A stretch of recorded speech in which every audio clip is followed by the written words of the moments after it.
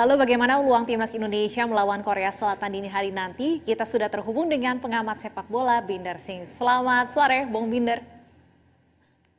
Selamat sore, Stefani. Ya, Bung Binder, sebelum kita membahas laga dini hari nanti, saya ingin Anda mengomentari terlebih dahulu prestasi Rizky Ridho dan kawan-kawan yang mampu melaju hingga ke perempat final Piala Asia. Sebetulnya keberhasilan Indonesia sudah saya prediksi dari awal. Dengan catatan jika Indonesia akan full team di Piala Asia U23 ini. Karena memang Sintayong membutuhkan semua pemain-pemain pilarnya ya, agar Indonesia bisa lolos dari fase grup. Kan sesuai dengan target awal PSSI kan agar Indonesia bisa lolos dari fase grup. Jadi untuk bisa melakukan itu, Sintayong memang memerlukan pemain-pemain inti atau pilarnya. Dan ternyata hampir semua pemain bisa bergabung kan, kecuali Elkan Bagot. Tapi sekarang kan kita sudah punya Justin Hubner.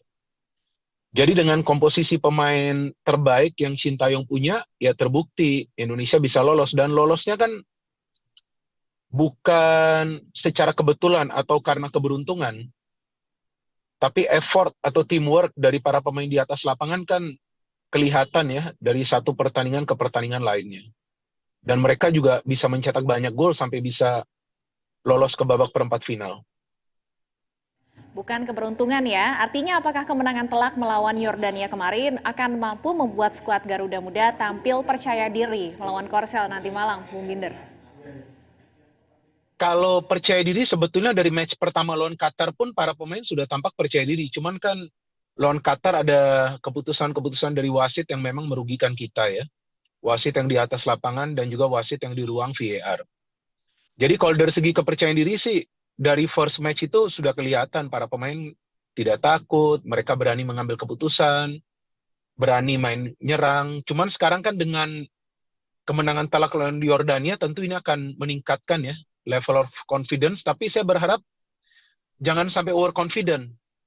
Karena kan ini lawan yang dihadapin kan adalah favorit juaranya ya, Korea Selatan ya.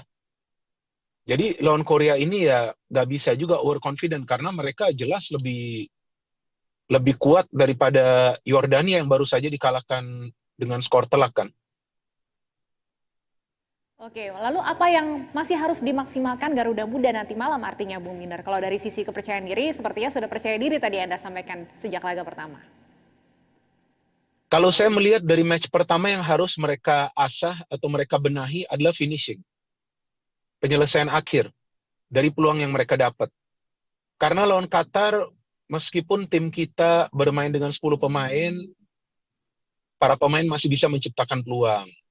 Ya kan, tapi finishingnya itu lemah. Lawan Australia, oke, babak kedua kita bermain dengan defensive mode, kita bermain lebih bertahan, mengandalkan serangan balik, tapi kita masih bisa menciptakan peluang, namun kita gagal menambah gol. Lawan Yordania, seharusnya Indonesia bisa menang dengan skor yang lebih banyak lagi, atau dengan jumlah gol yang lebih banyak lagi, maybe 6 atau 7-1 gitu. Karena peluangnya banyak banget. Jadi, kalau menurut saya ya finishing ini yang harus lebih baik lagi, karena lawan Korsel nggak bisa menyia-nyiakan peluang. Kalau perlu dari peluang pertama sudah bisa nyetak gol.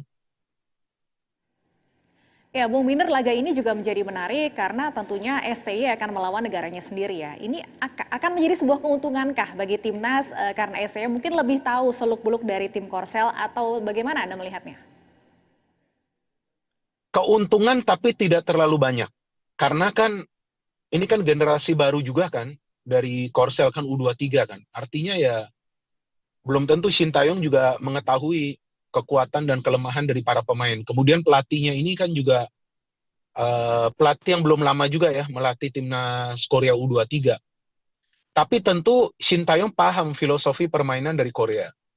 Karena dia kan pernah menjadi pelatih timnas Korea senior, pelatih timnas Korea U23, bahkan membawa timnas Korea U23 tahun 2016 kan sampai ke final ya di Piala Asia U23 kalah lawan Jepang.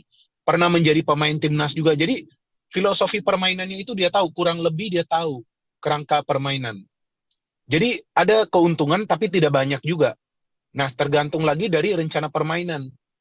Mau mainnya seperti apa? Kalau Sintayong sudah memahami filosofi permainan, seharusnya Sintayong sudah punya ramuan taktik yang akan dia pakai nanti untuk timnas. Nah, lalu apakah kedatangan Nathan akan memastikan permainan lini tengah kita tetap terjaga, Bung Binder? Jelas, jika Nathan tidak bermain, mungkin saya akan ragu ya dengan peluang Indonesia. Tapi dengan Nathan bermain, ini memberikan kita kekuatan di tengah karena kekuatan dari Korea juga di lini tengah. Jadi tim seperti Korea dan Jepang itu inti kekuatan mereka di tengah. Maka itu kita perlu pemain kuat seperti Nathan. Bung Binder, saat ini juga sedang ramai, PSSI sudah memastikan akan memperpanjang kontrak STY. Apakah ini menjadi sebuah harapan baru bagi timnas Indonesia ke depannya? Ya tentu kita kan bukan cuma melihat progres timnas di level U23 atau juga di senior, tapi kan di level timnas U20 ketika Sintayong melatih kan berhasil juga bawa timnas U20 lolos ke Piala Asia. Senior lolos ke Piala Asia, lolos dari fase grup untuk pertama kalinya. Dan sekarang ini sebagai debutan bisa lolos dari fase grup. Artinya kan perkembangan Indonesia sudah baik dan berjalan on the right track. Jadi dalam jalur yang benar. Artinya ya memang perlu diperpanjang kontrak dari Sintayong karena progresnya ini sebetulnya belum full. Jadi kalau yang saya melakukan perhitungan progres timnas senior atau U23 ya yang sekarang Sintayong melatih itu baru 50%. Jadi kalau kontrak dari Sintayong tidak diperpanjang, yang dikhawatirkan jika nanti pelatih baru masuk, pelatih baru ya bukannya kita berpikir negatif tentang pelatih baru, mungkin pelatih baru juga nanti bisa melanjutkan tren positif dari timnas. Tapi kalau pelatih baru itu kan akan ada selera yang berbeda, cara bermain yang berbeda. Yang dikhawatirkan nanti bisa mengganggu kestabilan bermain dari timnas. Tapi dengan Sintayong lanjut, artinya filosofi yang dia pakai di timnas Indonesia, permainan harus dengan cepat, main transisi positif, fisik para pemain harus kuat. Ini bisa terjaga untuk waktu yang lebih lama lagi.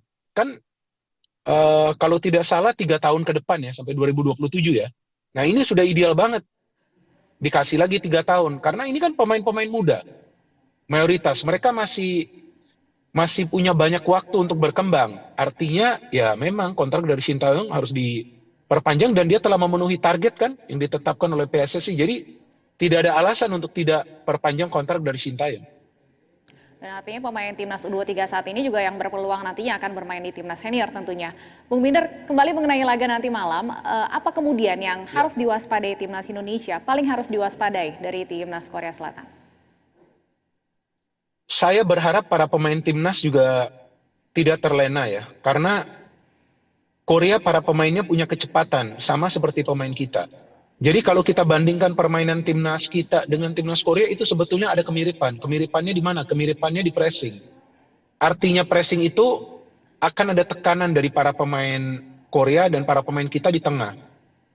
Dan serangan baliknya akan cepat. Jadi yang saya harapkan para pemain kita jangan sampai seandainya lagi mengontrol permainan, lagi menyerang, kemudian terlena di lini pertahanan. Jadi lini pertahanan kita harus waspada.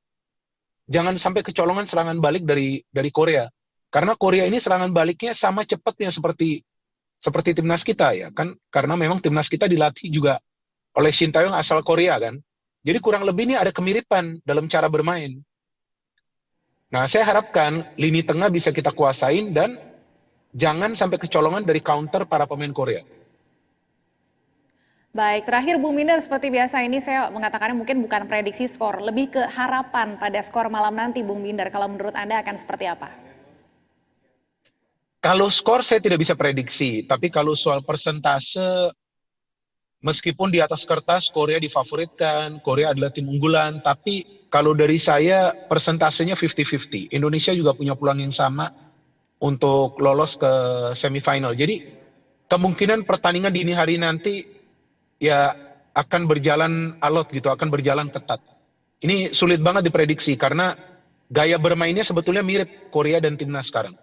Jadi feeling saya ini 50-50, ya tentu saya berharap ada kemampuan dari para pemain kita untuk bisa meraih kemenangan ya. Dan saya optimis juga dengan hal itu karena ini kan di level U23 ya.